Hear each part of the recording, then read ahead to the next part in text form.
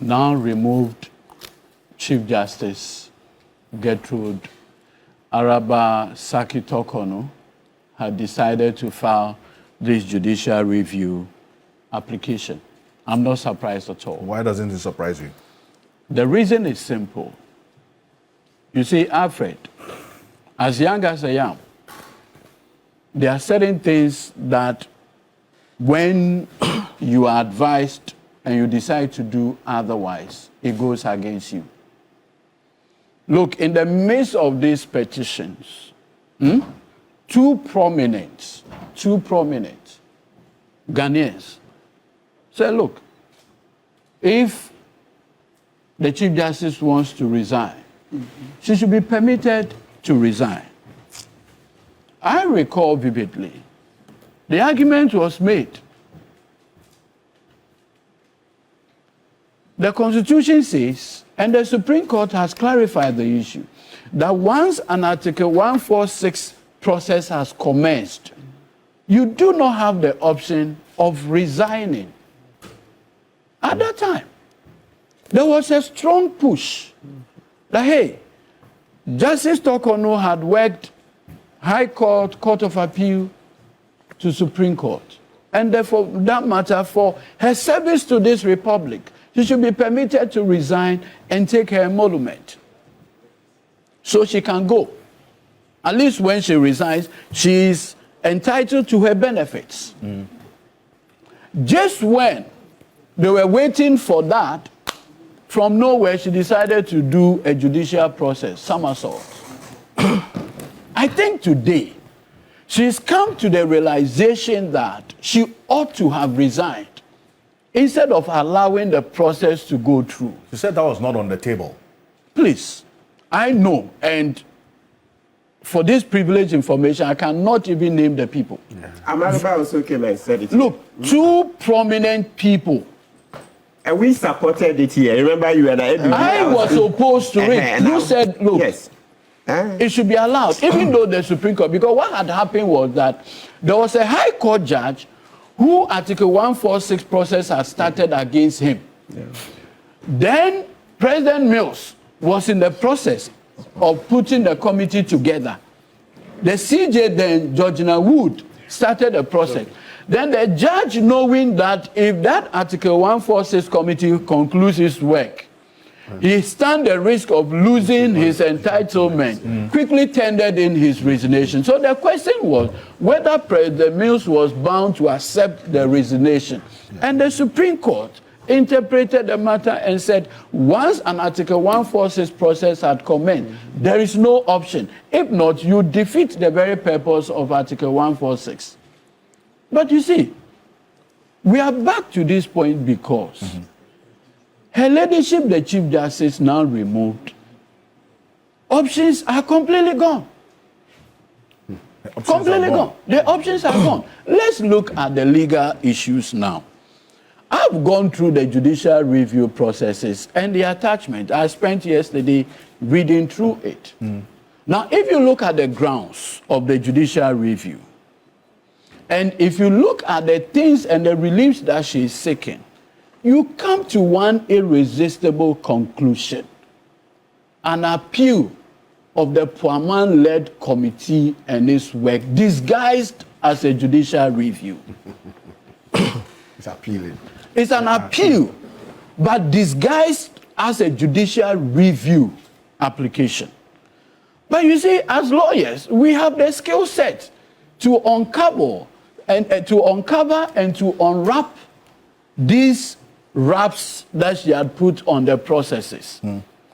Because essentially what she's saying is that the Puaman-led committee had done its work, but I disagree with their findings and the conclusions reached and their recommendations. And for that matter, I want a High Court to have a second bite.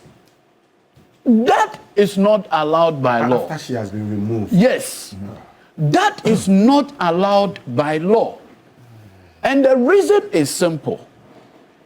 In the wisdom of the framers of the 1992 Constitution, they didn't want an Article 146 proceedings to be appealable. And so when they were creating the Constitution, what they did was that when it's a commission of inquiry, under Article 284, you are permitted to appeal. So it says that a person dissatisfied with the findings of a commission of inquiry, like Brazil, Ghana at 50 or this, you have the right of appeal. So finality is not in the work of that committee. It can be judicially reviewed or through a high court intervention. So in this case, what you do is that you allow the high court, when it comes to a commission of inquiry, but here you go to the court of appeal. And that is why for lawyers we say an appeal is a creature of statute. Right. There must be a statute that creates that right. Now, when she looked at the option, she realized that no, there is no right of appeal envisaged under Article 146. So by legal ingenuity, try to come out with a judicial review, but to achieve the same end of an appeal. Because in an appeal, we say appeal is by way of rehearing. And so if you look at her relief, what she is seeking is to have a high court judge now sit and say, okay, the Puaman-led committee, you have done your work, but to my mind as a judge, you were not fair to Torkornoo.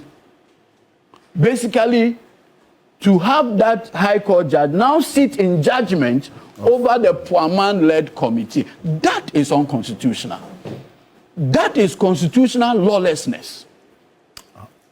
Complete constitutional lawlessness. You describe this as complete constitutional lawlessness and should not be entertained. So she's accepting Let me tell you.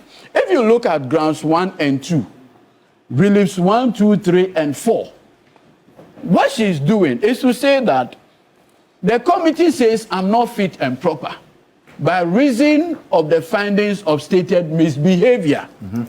Right?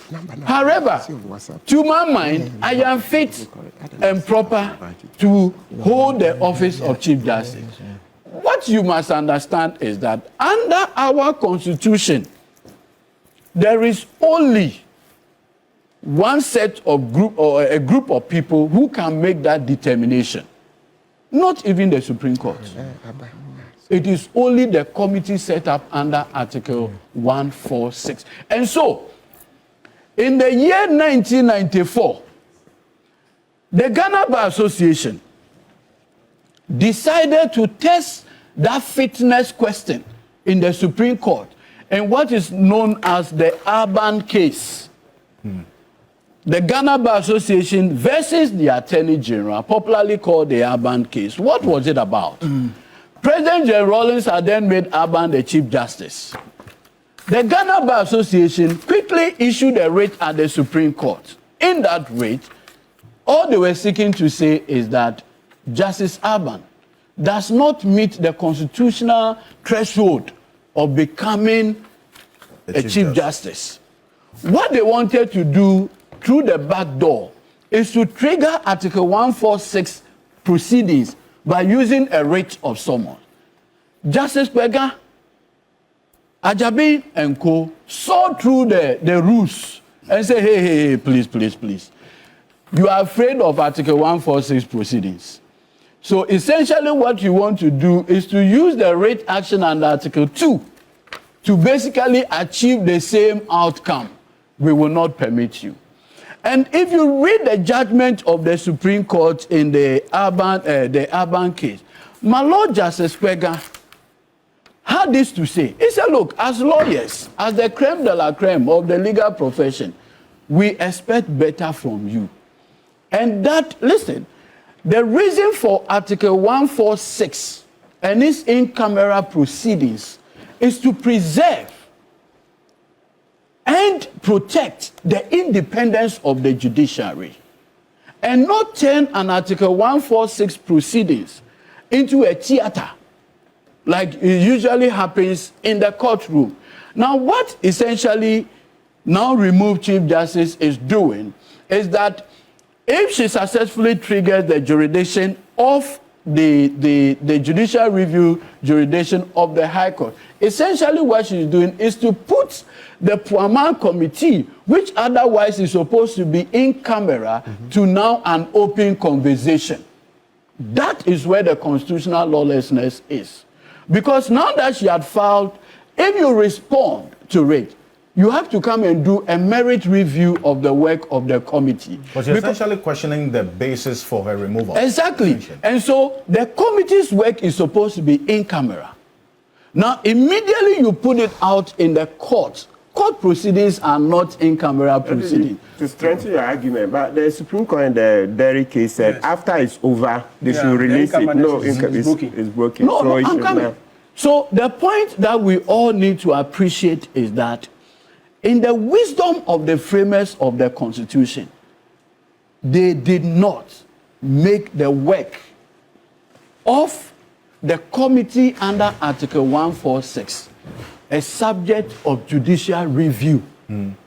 The judicial review powers envisaged either in CI 47 or the Constitution itself to the High Court does not include the workings of the Article 146 committee.